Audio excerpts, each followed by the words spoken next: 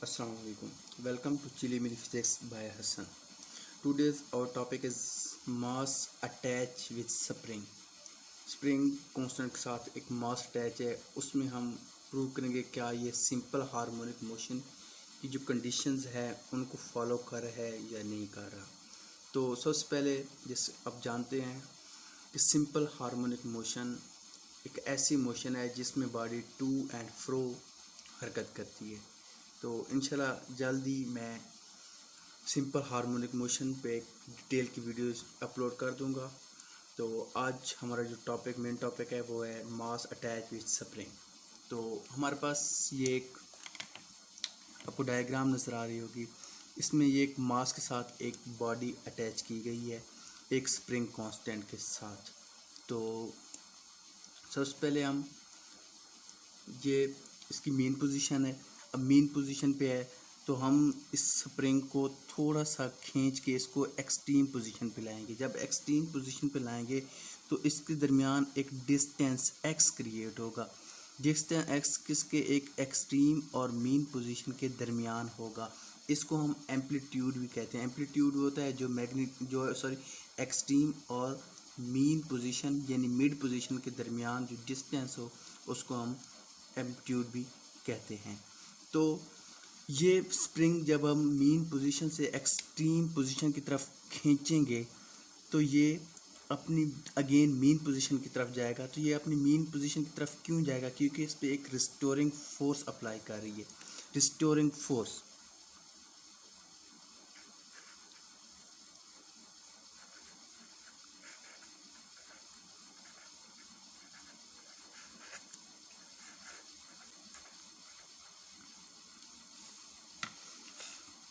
Restoring force always apply towards mean position होती है। इसलिए ये स्प्रिंग जो है जो अब एक्सट्रीम पोजीशन पे आएगा तो ये अपनी मीन पोजीशन की तरफ मूवमेंट करेगा। Restoring force apply always to mean position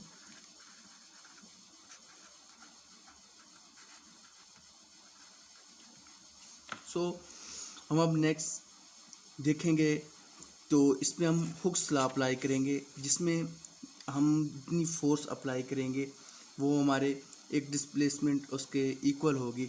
तो यहाँ पे हम इस पे एक मास पे हम फोर्स अप्लाई कर रहे हैं, जो जितनी हम फोर्स लगाएंगे उतना ही डिस्टेंस कवर होगा। तो इट्स मीन फोर्स क्या है? Directly proportional to its displacement जो हमने डिस्टेंस कवर किया है। अब इधर मैं एक नेगेटिव साइन लगा रहा हूँ। ये नेगेटिव साइन क्यों लगाया है? जो एनी बॉडी जो अपनी जब हम एक किसी चीज़ पे हम फोर्स लगाते हैं और जब वो अपनी मीन पोजीशन की तरफ जाती है और फोर्स उसके अगेंस्ट हो तो इसलिए हम नेगेटिव लगाते हैं कि जो चीज़ अपनी नेगेटिव साइन शो कर रहा है कि जो फोर्स है वो उसके अगेंस्ट है, उसकी मीन पोजीशन के अगेंस्ट है, इसलिए हम नेगेटिव यूज़ करेंगे।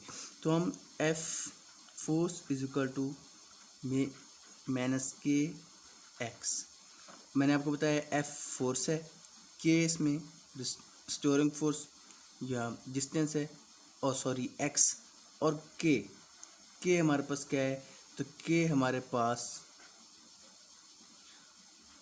प्रोपोर्शनली कांस्टेंट है।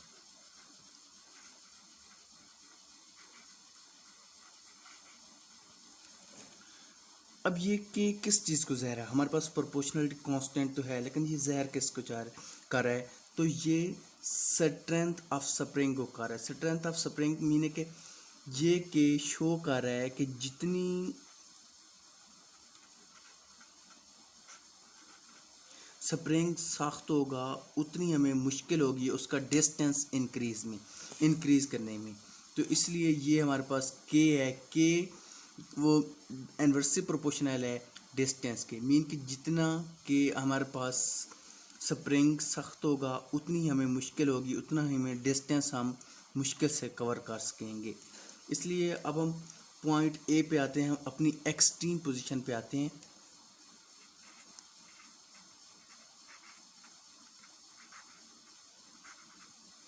इस पे हमने देखें कि पहले ये मास अपनी मीन पोजीशन पे था जहाँ पे इक्विलिब्रियम जीरो होता है, जहाँ पे कोई फोर्स भी अप्लाई नहीं करती। जब हमने उसको खींच कर उसकी एक्सट्रीम पोजीशन पे लाया तो जैसे ही हम उसको रिलीज़ करेंगे तो वो अपनी अगेन मीन पोजीशन की तरफ मूवमेंट करेगा। तो हमने कहा है कि ये क्यों मूवमेंट करेगा, ड्यू टू रिस्टोरिंग फोर्स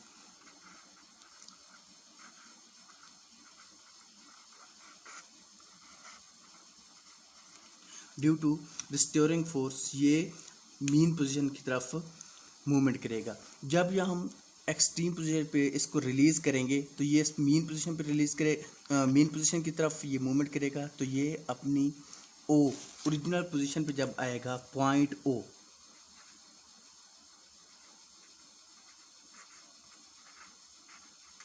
तो यहाँ वो कुछ देर के लिए रुकेगा क्योंकि यहाँ पे इनर्शिया की वजह से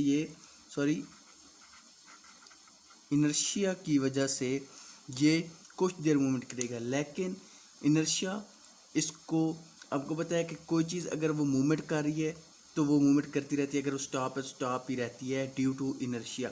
कोई भी किसी भी जिस्म को उसके मूवमेंट में मदद करने के लिए इनर्शिया एक मददगार साबित हो। इसलिए ये अगेन वहाँ पे कुछ देर के लिए तो होगा, लेकिन वो अगेन अपनी बी पॉइंट की तरफ ड्यू टू रिस्टोरिंग फोर्स वो चला जाएगा, स्प्रिंग कांस्टेंट। अब पॉइंट बी पे हम आते हैं।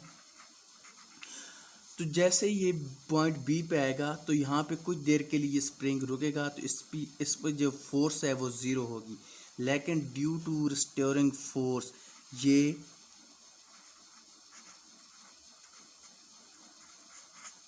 अगेन मूवमेंट करेगा, अगेन मूवमेंट करेगा।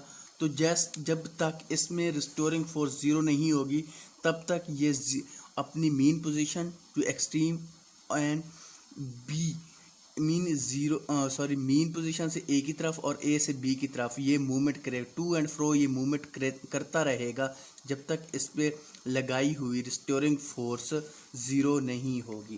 अब हमने देखना है कि क्या ये सिंपल हार्मोनिक की जो रिक्वायरमेंट्स हमें थी क्या उनको भी ये फॉलो कर रहा है या नहीं कर रहा। तो हम फर्स्ट ऑफ ऑल देखते हैं कि जो फोर्स है वो टुवर्ड्स मीन पोजीशन है।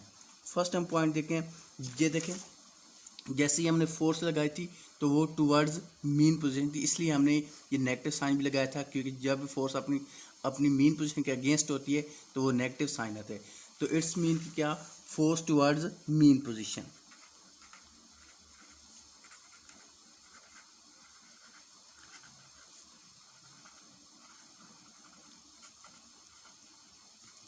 तो इट्स मीन कि ये भी सिंपल हार्मोनिक की रिक्वायरमेंट को फॉलो कर रहा है।